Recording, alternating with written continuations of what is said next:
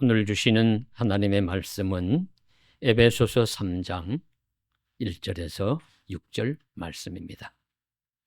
이러므로 그리스도 예수의 일로 너희 이방인을 위하여 갇힌 자된 나 바울이 말하거니와 너희를 위하여 내게 주신 하나님의 그 은혜의 경륜을 너희가 들었을 터이라. 곧 계시로 내게 비밀을 알게 하신 것은 내가 먼저 간단히 기록함과 같으니 그것을 읽으면 내가 그리스도의 비밀을 깨달은 것을 너희가 알 수 있으리라. 이제 그의 거룩한 사도들과 선지자들에게 성령으로 나타내신 것 같이 다른 세대에서는 사람의 아들들에게 알리지 아니하셨으니, 함께 보십니다. 이는 이방인들이 복음으로 말미암아 그리스도 예수 안에서 함께 상속자가 되고 함께 지체가 되고 함께 약속에 참여하는 자가 됨이라. 아멘. 우리는 종종 세계 7대 불가사의라는 말을 합니다. 지구의 역사상 사람의 손으로 만들어낸 가장 기적적인 건축물, 유적 등을 그 7가지를 걸을 때 사용하는 말입니다. 그런데 이것도 시대마다 지정 목록이 다르다는 것을 알 수 있습니다. 크게 대별을 해보면요. 고대 시대의 7대 불가사의는 이런 것들입니다. 이집트의 피라미드, 바벨론의 공중정원, 알렉산드리아의 등대, 에베소의 아르테미스 신전, 할리카르나소스의 마우솔레움, 이건 터키 남서쪽에 있는 무덤을 의미합니다. 올림피아의 제우스상, 로도스의 거상 등이 거명이 되는데 이들 중에 이집트의 피라미드만이 건재하고 있습니다. 그러나 현대의 세계 7대 불가사의 건축물은 이와 목록이 다릅니다. 2007년 스위스의 뉴세븐 원더스 재단이 발표한 세계 7대 불가사의 건축물은 이러합니다. 잉카 제국의 유적지인 마추픽추, 브라질의 리우데자네이루의 예수산, 멕시코의 마야 유적지, 중국의 만리장성, 인도의 타지마할, 요르단의 고대 도시 페트라, 로마의 콜로세움. 그리고 완전히 달라요. 이런 건축물들 얼마나 가보셨습니까? 저는 가보지 못했지만 영상이나 사진이나 설명들을 들으면 입이 딱 벌어질 정도로 참 놀랍고 신기하다. 이런 유적들이 어떻게 만들고 세워졌을까 하는 의문과 찬사를 보낼 수밖에 없습니다. 물론 이 목록에는 성경에 나오는 건축물들도 있죠. 또 우리 그리스도교와 연관된 건축물들도 있습니다. 대표적인 것이 에베소의 아데미 신전, 아르테미스 신전이 사도행전에 나오는 건물이고요. 또 성지의 하나인 신비한 바위도시 페트라, 그런 바위도시 페트라의 모습도 신기하고, 또 브라질의 거대한 예수상 이런 등도 놀라운 건물입니다. 그러나 이런 건축물 이상의 신비하고 불가사의한 일들은 역사상 얼마든지 있어 왔고 우리 인생사에도 있습니다. 그리고 신앙의 일들 속에서도 나타날 수 있습니다. 신앙세계 안에서 이런 7대 불가사의보다도 더 비밀스럽고 신비한 것이 있다면 무엇일까요? 바울은 오늘 에베소서에서 무너지고 없어질 에베소의 아데미 신전 같은 것을 언급하지 않습니다. 대신 바울은 3절에서 하나님이 계시로 내게 어떤 비밀을 알게 하셨다 선언합니다. 하나님이 내게 어떤 비밀을 알게 하셨는데, 그래서 여기서 비밀이란 말이 등장하지요. 4절에서도 내가 그리스도의 비밀을 말씀하고 있고 9절에서도 비밀의 경륜이라는 말씀을 하면서 비밀이라는 말을 합니다. 비밀은 신비한 것이란 뜻이기도 하죠. 영어의 미스테리온, 미스테리, 그리고 헬라어로 미스테리온, 번역해서 미스테리 그대로 사용하고 있습니다. 이 비밀은 흔히 아무도 모르는 것을 의미합니다. 모르게 하는 것을 또 의미하죠. 공개하지 않고 숨겨야 할 사연이나 내용을 비밀이라고 합니다. 그런데 미스터리라는 비밀은 숨겨지면 좋을 것이 아니고 숨겨진 것이 드러나면 좋을 것입니다. 숨겨진 것이 아니라 숨겨진 것을 알아내어서 자랑하고 싶은 비밀, 그것이 미스터리입니다. 그래서 일반적으로 우리가 비밀이라고 하면 우리 영어로 시크릿이라는 말을 사용할 테인데, 미스터리라는 말을 사용함으로써 여기서 말씀하는 이 비밀은 신비한 것, 영원히 감추어지는 것이 아니라 언젠간 드러내어서 밝혀지면 좋을 것, 그런 비밀을 의미하고 있습니다. 바울 사도는 그런 어떤 비밀을 하나님이 계시로 자신에게 알려주셨다고 말씀하고 있습니다. 그래서 계시라는 말이 또 나오죠. 하나님이 알려주셨다. 하나님이 밝혀주셨다. 커튼을 이렇게 막아놓으면 안 보여서 모르죠.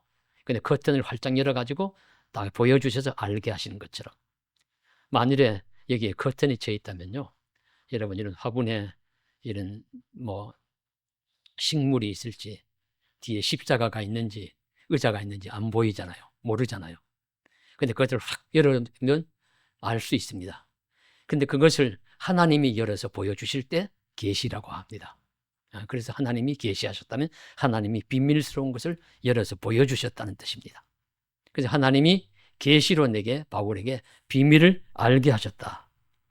이렇게 감추어진 것을, 드러나지 않는 것을, 비밀스러운 것을 커튼을 활짝 열어서 보여주시듯이 그렇게 알게 해주셨다. 그렇게 말씀하고 있습니다. 그럼 바울이 오늘 깨닫고 우리에게 가르쳐 주고자 하는 비밀은 무엇일까요? 그건 두 가지인데요. 그 첫째는 예수가 비밀입니다. 예수 그리스도가 비밀이라는 말씀을 하시고 있습니다. 예수 그리스도는 하나님의 제1의 비밀이라고 볼 수 있습니다. 바울은 예수를 믿고 난 다음에 이 사실을 깨달았습니다. 바울은 이 비밀을 알고 난 다음에 인생이 완전히 바뀌었습니다. 전에는 폭행자요, 괴수요, 자기 자랑만 많이 하던 교만한 자요, 그리고 바리새인, 히브리인, 그런 혈통을 자랑하고 그렇게 하던 그런 사람이었는데, 예수를 믿고 비밀을 안 다음에는 어떤 사람이 되었습니까? 전도자가 되었습니다. 교회 개척자가 되었습니다. 선교사가 되었습니다. 예수만을 자랑하는 겸손한 사람이 되었습니다. 이렇게 완전히 예수 비밀을 알고 난 다음에 확 바뀌었습니다. 그래서 오늘 말씀에 3장 4절에 보시면 그것을 읽으면, 바울이 기록한 복음의 내용입니다. 내용을 읽으면 내가 그리스도의 비밀을 깨달은 것을 너희가 알 수 있으리라.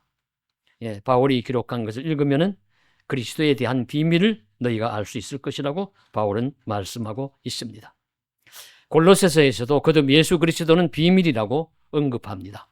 이 비밀은 만세와 만대로부터 감추어졌던 것인데 이제는 그의 성도들에게 나타났고, 이 비밀은 너희 안에 계신 그리스도니 곧 영광의 소망이니라.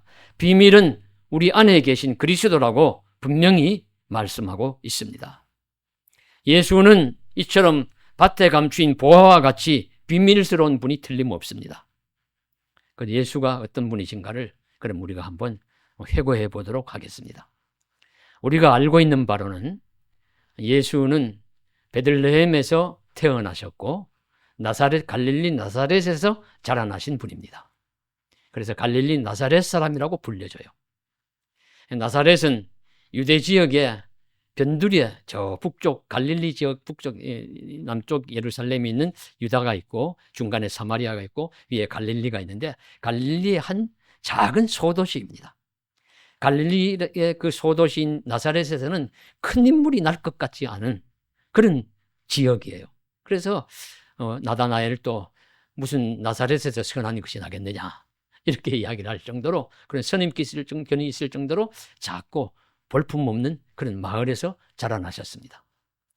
예수님은 육신적으로 요셉의 아들입니다. 요셉은 직업이 목수였습니다. 그러니까 아버지의 목수 일을 어릴 때 배웠을 것입니다. 그리고 예수님도 어린 시절에는 유대인들이 곳곳에 있는 회당에 나가서 구약 성경의 말씀을 배웠을 것입니다. 그렇게 자라나셨어요. 그리고 30세까지는 별 어떤 일이 일어났는지를 성경은 말씀하시지 않습니다. 그런데 약 30세쯤 되었을 때에 세상에 어떤 뜻을 품고서는 예수님이 저 갈릴리 위쪽에서 저 남쪽에 있는 요단강 근처에서 이미 선풍적인 인기를 모으며 사람들을 모으고 있는 세례 요한에게로 갔습니다. 세례 요한에게 다가가서 그에게 세례를 받습니다. 요한이 거절하지요. 내가 당신에게 세례를 받아야 될 텐데 아니다. 이렇게 해서 하나님의 의를 이루는 것이 합당하다 하면서 세례를 받습니다. 그리고 광야로 나오셔서 40일간 금식 기도합니다. 그리고 바로 말씀 전하는 것이 아니라 갈릴리로 잠시 물러가 계시는 중에 세례 요한이 헤롯에게 체포되어서 옥에 갇히었다는 이야기를 듣습니다. 그리고 나서는 때가 되었다는 것을 아시고 드디어 세상에 나오셔서 복음의 말씀을 증거하기를 시작하십니다. 병을 고쳐주시고 복음의 말씀이 놀라운 말씀들을 전하니까 많은 사람들이 모여들기를 시작했는데 그 중에 어부 출신, 그리고 세리 출신, 열심당원 출신 또는 목수 출신 등을 자기의 12명을 제자로 가까이 데려 그들과 함께 다니면서 복음을 증거하기를 시작합니다. 그러면서 복음의 말씀 중에는 전통적인 율법에 대한 비판적인 시각, 안식일에 대한 비판적인 시각을 말씀하시므로 당대의 유대교 지도자들과 갈등을 빚기도 하였습니다. 이것이 예수님의 삶입니다. 보기에 따라서는 비범하다 할 수도 있지만 또 보기에 따라서는 그저 평범하다고도 볼 수 있습니다. 큰 부자가 된 것도 아니고요. 큰 권세자가 된 것도 아니고 놀라운 책을 써가지고 세상을 놀라킨 것도 아니고 그저 그 예수님이 일으킨 기적은 그 당시 일대에서는 잠시 동안 기적을 놀라운 기적이라고 사람들에게 소문이 났겠지만은 그 기적도 차츰 시간이 갈수록 예수님 줄어들고 자제하시고 오히려 그냥 내가 십자가에 달려 죽을 것이라는 말씀을 이렇게 하심으로써 제자들이 한 사람, 두 사람, 많은 사람들이 예수 곁을 떠나기도 합니다. 그렇게 하시다가 결국에는 유대교 지도자들이 모함에 빠져서 십자가형을 언도받고 세상을 떠나셨습니다. 예수님이 한 3년 정도의 공생에 살아가신 모습입니다. 이런 예수를 당시의 사람들 대부분은 메시아야, 그리스도인 줄 몰랐습니다. 그가 하나님의 아들이요 구원자인 줄 아무도 몰랐습니다. 그 예수를 한 3년 정도 열심히 따라다녔던 제자들도 몰랐고 그를 사랑했던 여인들도 몰랐습니다. 그랬기에 십자가에 달려 죽으시자 제자들은 모여서 두려움에 떨면서 모여 있었고 여인들은 예수님의 시체가 상하지 않도록 하기 위해서 향품을 사가지고 무덤을 찾아갔던 것입니다. 그런데 여기서부터 이제 반전이 일어납니다. 그 무덤이 비어 있었습니다. 그리고 막달라 마리아에게 예수님이 나타나셔서 자기를 보여주셨다고 막달라 마리아가 전했습니다. 제자들은 믿지 않았습니다. 엠마오로 가는 두 제자가 예수님을 만나서 이야기를 하다가 예수님이 바람처럼 사라지셨다고 또 와서 이야기를 했지만 제자들은 반신반의했습니다. 근데 제자들 앞에 10명이 모였을 때 방 안에 있을 때 나타나셨고 요한복음에 의하면 또 한 8회 후인가요? 또 11명 도마까지 있을 때 나타나셨습니다. 그러면서 갈릴리 디베라 바닷가에 7 제자에게도 또 나타나시고 베드로에게 나타나셔서 내가 나를 사랑하느냐 물으셨습니다. 한 사람, 두 사람, 10사람 이렇게 많은 사람들이 이제 예수를 나는 만났다. 부활하신 예수를 보았다고 증언하기를 시작했습니다. 그런 사람들이 여기저기 나타났습니다. 누가가 기록한 사도행전에서는 그런 성도들이 보는 앞에서 하늘로 올라가셨고 가시면서 성령을 기다리라고 말씀하셨고 내가 다시 오리라고 약속하셨습니다. 이런 과정을 통해서 예수를 알던 사람들, 예수님께 배운 사람들의 마음에 차츰 예수님이 더 깊이 자리를 잡기 시작했습니다. 그들은 마가의 다락방에 모여서 전심으로 기도하기 시작했습니다. 약속하신 성령이 오시기를 기다리며 기도했습니다. 드디어 성령이 강하게 오셨습니다. 성령이 충만하게 역사하셨습니다. 그들의 마음속에 예수가 분명히 더 확실히 살아났고 예수님이 함께 하실 때 하신 말씀들이 기억나기 시작했습니다. 이전에 예수님이 그들과 함께 했을 때 내가 하나님의 아들이라고 말씀하심도 기억이 났습니다. 세상에 하나님의 나라를 전하기 위해 오셨다는 말씀도 기억이 났습니다. 자신이 죽기 전에 여러 번 십자가에 달려 죽을 것이라고 하신 말씀도 그리고 3일 만에 부활하실 것이라는 말씀도 그때 비로소 기억이 났습니다. 성전에 예수께서 하신 말씀이 진실이었습니다. 일반 사람들은 믿지 못하였지만 성령을 체험하고 예수를 따르던 사람들은 알고 믿게 되었습니다. 즉 하나님이 예수를 계시해 주신 것입니다. 예수님의 실체를 알게 해주신 것입니다. 그는 정말로 하나님의 아들이었습니다. 그를 믿는 자는 죽어도 살 것이요 살아서 믿는 자는 영원히 죽지 아니하리라는 말씀도 신앙의 진리라는 것이 깨달아졌습니다. 그가 행한 기적도 하나님 나라의 기적이요 그가 전한 하나님 나라의 비유의 말씀도 하나님 나라의 비유였습니다. 그는 다시 살아나시어 하나님 보좌 우편에 살아계십니다. 그리고 언제인가 때가 되면 이 세상을 심판하러 오실 것이라는 것도 믿어집니다. 그리고 무엇보다도 성령으로 눈이 다시 열린 제자들은 유대인들이 믿던 구약 성경에서 전하던 핵심 메시지가 바로 예수를 증거한다는 사실을 깨닫게 되었습니다. 유대인들이 믿고 확신하는 구약 성서의 말씀은 다름 아닌 예수님을 향해서 초점이 맞추어져 있다는 것이 보이기 시작했습니다. 그래서 에덴 동산에서 죄를 지은 인간들의 허물을 가려주기 위해서 하나님이 가죽옷을 만들어 주셨다고 하잖아요. 가죽옷을 만들어 주려면 짐승을 잡아야 했습니다. 짐승이 누군가 어떤 짐승과 피를 흘려야 했어요. 바로 이 짐승을 피를 흘려서 만들어진 가죽옷이 예수님이시구나. 그들이 매우 중요시 여기면서 가장 크게 성대하게 그 행사하는 유월절, 그 유월절의 유래를 생각해 볼 때 열지양 중에 마지막 지양, 그러니까 모든 장자들 다 죽임을 당할 때 애굽 땅에 살고 있던 히브리인 유대인들은 문인방과 문설주에 양의 피를 발랐을 때에 그 죽음의 천사가 그냥 지나가서 다 살았습니다. 그래서 기념하기 위해서 양의 피를 잡아서 그렇게 했고 그 양을 잡았던 그 양의 피, 바로 유월절 어린 양이 예수였구나 하는 것을 그들은 알게 되었습니다. 구약 성경에 많은 제사들이 나오는데 정결한 제물들 드립니다. 그 정결한 제물들을 단번에 예수님이 자기 십자가의 피로써 대속하시고 담당하셨구나 하는 것을 깨닫게 되었습니다. 외에도 계명도 그리고 성막도 예수님을 예표한다는 것, 믿음의 훌륭한 인물들도 예수님을 많이 가르친다는 것을 그들은 바라보게 되었습니다. 그래서 이러한 것을 알 수 있는 것이 바로 신비였습니다. 비밀이 풀리는 것입니다. 이러한 성령 받고 예수를 믿는 신학의 첫 성도들은 이러한 사실들이 진리라는 것을 알게 되고 믿게 되었고요. 그들이 목숨을 내어놓고 이제 예수님을 증거하기를 시작했습니다. 예수의 십자가 죽음의 역사가 속죄의 능력이 있다는 것을, 십자가에 달린 예수가 진실로 부활했다는 것을, 그리고 그 누구나 그 예수를 믿으면 구원을 받을 것이라는 것을 믿고 전하였습니다. 그리고 어떤 제자들과 사도들은 이 말씀들을 기록하기를 시작했습니다. 그것을 사람들이 돌려가면서 읽기를 시작했고 로마의 그 가혹한 압제와 핍박 속에서도 죽음을 불사하고 그들은 말씀을 읽고 기록하면서 말씀을 전하기를 시작했습니다. 드디어 그리스도교, 기독교, 예수교가 이 세상에 태어난 것입니다. 그리고 지금은 약간의 제도와 체제는 다를 수 있지만 예수를 믿음으로 구원받는다는 사람들이 이 지구상에 얼마나 많은지요. 수억, 수십억이 될 것입니다. 이런 사실이 바로 놀라운 비밀입니다. 어떻게 2000여 년 전에 나사렛에서 자라나서 그리고 한 3년 정도 이스라엘 땅을 다니면서 복음을 전했던 그 예수가 하나님의 아들일 수 있으며 우리의 구원자일 수 있으며 인류 역사를 판가름할 하나님 보내신 메시아일 수 있습니까? 이것을 알고 깨닫는 것은 비밀을 알 수 있는, 계시로 비밀을 알 수 있는 자만이 알 수 있는 신비일 수밖에 없습니다. 그야말로 미스테리입니다. 그러므로 성도 여러분, 오늘이라고 이 비밀이 다 풀린 것이 아닙니다. 아직도 성경 안에, 역사 안에서 예수는 여전히 비밀스러운 분입니다.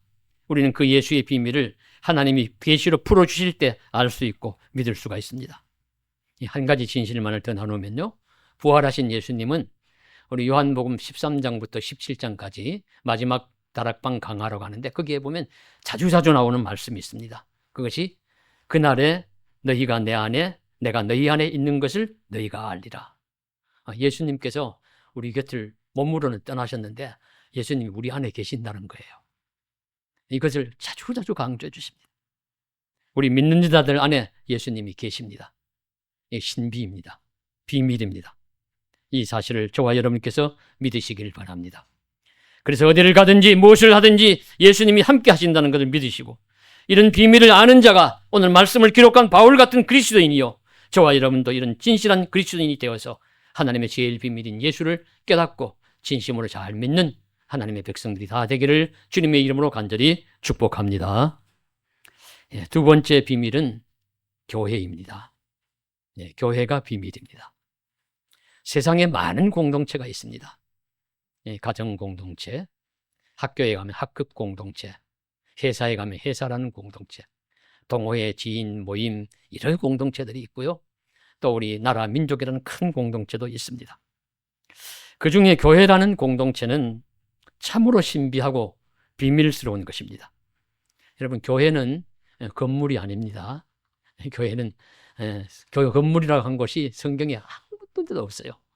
교회는 성도들이 모임입니다. 성도들이 모임이 교회입니다. 공동체가 교회입니다. 예수님을 주로 고백한 사람들의 공동체가 교회입니다. 예수님을 머리로 하고 그들 자신이 지체가 된 공동체가 교회입니다. 그래서 오늘 6절 말씀에서 바울은 교회를 이렇게 설명합니다. 이는 이방인들이 복음으로 말미암아 그리스도 예수 안에서 함께 상속자가 되고 함께 지체가 되고 함께 약속에 참여하는 자가 됨이라. 교회에 대한 설명이라고 할 수 있습니다. 교회는 예수를 모르던 사람들, 이방인들이랄지라도 예수를 알고 예수를 믿게 되면 함께 상속자가 되고 함께 지체가 되고 함께 약속에 참여하는 자가 된다는 것입니다. 누구든지 이방인이든 유대인이든 남자든 여자든 부유하든 가난하든 주인이든 종이든 관계가 없습니다. 예수를 믿으면 함께 상속자가 되고 함께 지체가 되고 함께 약속에 참여하는 자가 됩니다. 그것이 교회입니다. 함께라는 단어가 계속 나오죠. 함께한다. 교회는 누구든지 함께할 수 있습니다. 단 예수를 나의 주님이라고 믿음으로 고백하는 자들이라면 함께할 수 있습니다.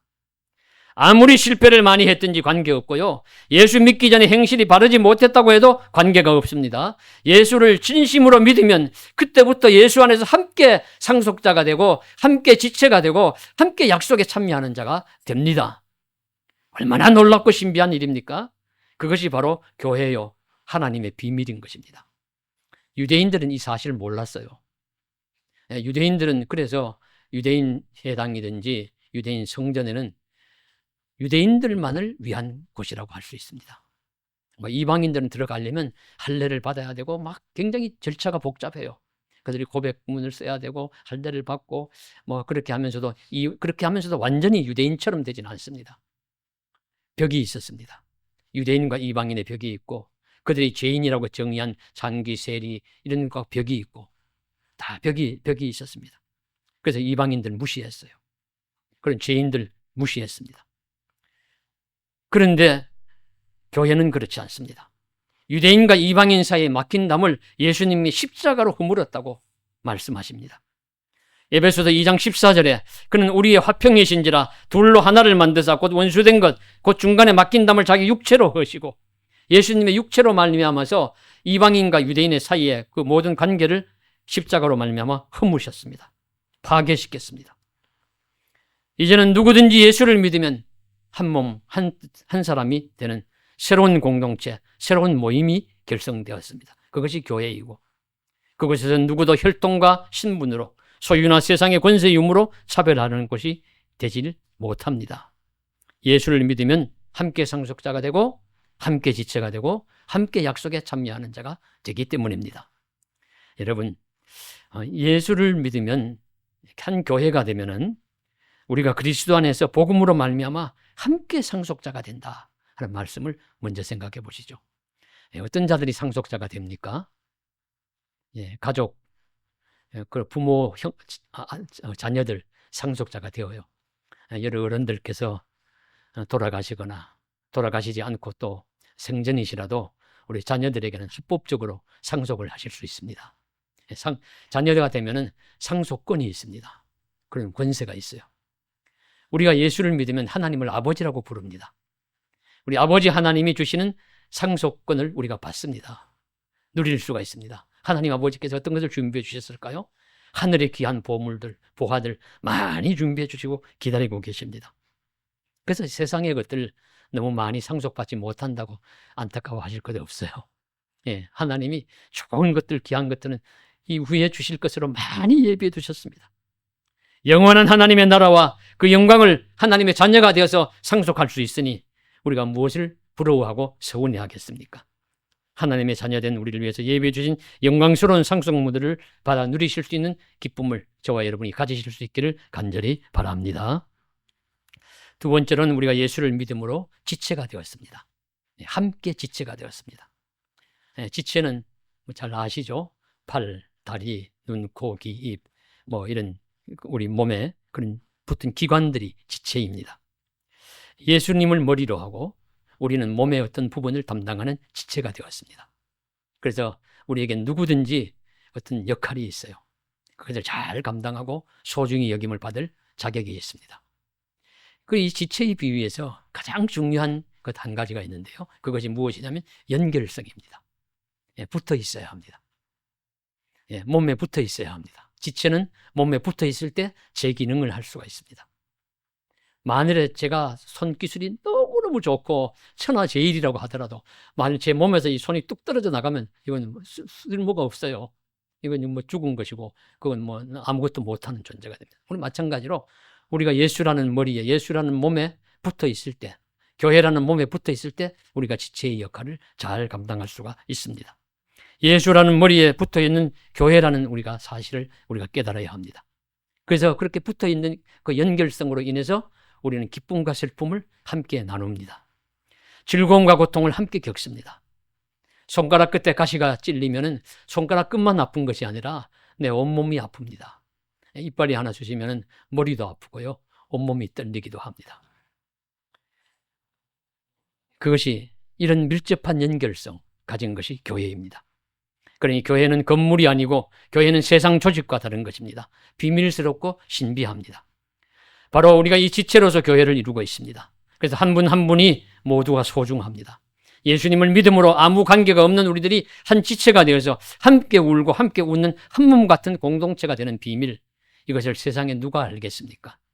하나님이 계시로 깨닫게 해주시지 않으면 누가 믿겠습니까? 우리는 예수 안에서 함께 지체가 되었다는 사실을 깊이 깨달으실 수 있기를 간절히 소원합니다. 마지막으로 예수님을 믿음으로 이제 우리는 예수 함께 약속에 참여하는 자가 되었습니다. 성경에는 약속의 말씀들이 많이 있습니다. 성경은 구약과 신약으로 나누어져 있죠. 이거 구약은 오래된 약이고 신약은 새로 나온 약인가 봐. 그렇게 생각하시면 안 되고요. 구약은 올드 테스타먼트, 옛 언약이라는 말씀이고 신약은 뉴 테스타먼트, 새 언약이라는 말씀입니다. 옛 언약이든 새 언약이든 약속의 말씀들로 가득 차 있는 것이 성경입니다. 이 성경 말씀에는 하나님의 약속의 말씀이 가득 차 있습니다. 그래서 이 말씀을 우리가 붙들어야 합니다. 이 말씀에 약속에 참여하기 위해서입니다. 우리는 모두 예수님을 믿음으로 하나님이 정하신 약속에 참여하는 자가 되었기 때문입니다. 성경에 어떤 약속들이 나옵니까? 평안의 약속도 나오고요. 구원과 천국을 주신다는 약속도 나오고요. 많은 약속들이 나옵니다. 어떤 경우에는 땅과 후손의 약속도 주시고 생명의 약속도 주시고 기도하는 자에게는 응답의 약속도 주십니다. 우리는 이러한 약속을 붙들고 살아갑니다. 약속의 말씀을 붙들고 기도하면서 나아갑니다. 구하라 주실 것이요 찾으라 찾을 것이요 두드리라 열릴 것이니라. 구하고 찾는 자에게, 기도하는 자에게 주시겠다는 약속입니다. 이런 말씀들을 붙들고 사는 자가 교회요, 성도들이요, 복 있는 자들입니다. 지인들이 돌리는 카톡 메시지에 이런 이야기를 하나 읽었습니다. 옛날 서대문 영천시장은 콩나물 장수가 많기로 유명했다고 합니다. 그 중에 한 아주머니가 새벽마다 콩나물 장수를 나가면서 먼저 교회에 들려서 기도를 하고 갔습니다. 새벽 기도를 하고 드리고는 콩나물통을 이고선 그렇게 콩나물 장수를 갔는데, 그런데 그 아주머니의 인생 목표는 예수와 함께 살면서 자녀들을 예수님의 약속대로 잘 길러서 이제 세상에 내보내는 것, 그것이 자신의 사명이라고 여기며 새벽마다 나가서 콩나물통을 내려놓고 기도하고 또 콩나물 장사를 하고 그렇게 하면서 자녀들을 길렀습니다. 그 자녀들의 하나가 사업가가 되었고 제약회사 사장이 되었어요. 그 아들의 이름은 이종근입니다. 그는 어머니가 매일 새벽마다 교회에 나가 열심히 기도하던 일을 잊을 수가 없었습니다. 회사의 이름을 무엇으로 할고 생각하면서 또 회사의 심벌을 뭘로 정할까 하다가 어머니가 새벽마다 나가서 기도하던 종소리를 기억을 했습니다. 그래서 새벽종을 그려 그 회사의 심벌로 삼고 회사의 이름을 종근당이라고 불렀습니다. 예, 그 종근당의 회장 이종근 회장이 바로 그 아들이었습니다. 그는 장학재단을 후에 설립하여 660여 권의 장학금을 모집해서 대학생들에게 지급해 오고 있고요. 또 서울 10여 곳에 그의 호를 딴 고촌 학사를 걸쭉하여 지방에서 온 학생들에게 무료로 지원하며 운영하고 있다고 합니다.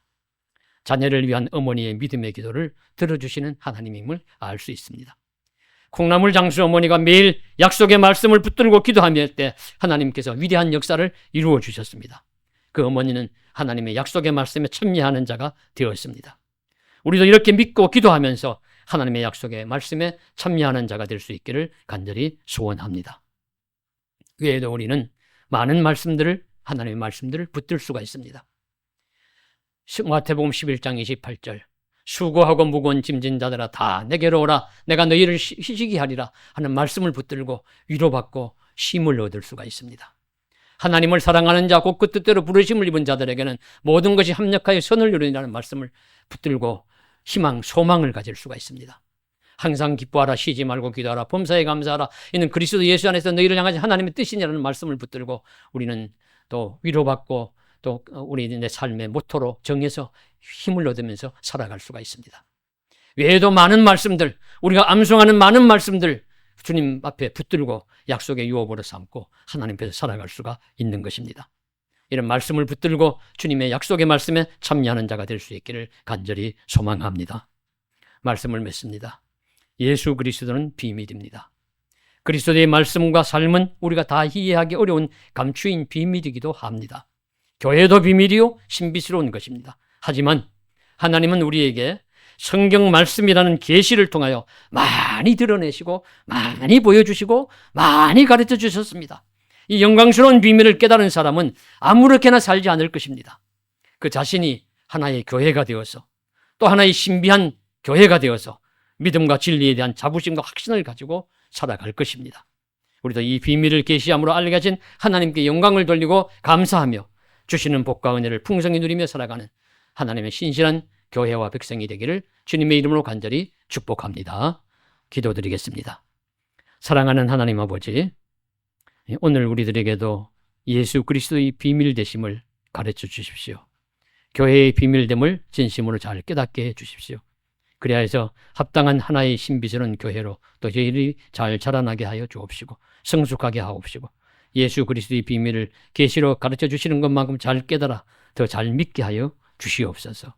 도와주시기를 원합니다. 예수님 이름으로 간절히 기도드리옵나이다. 아멘.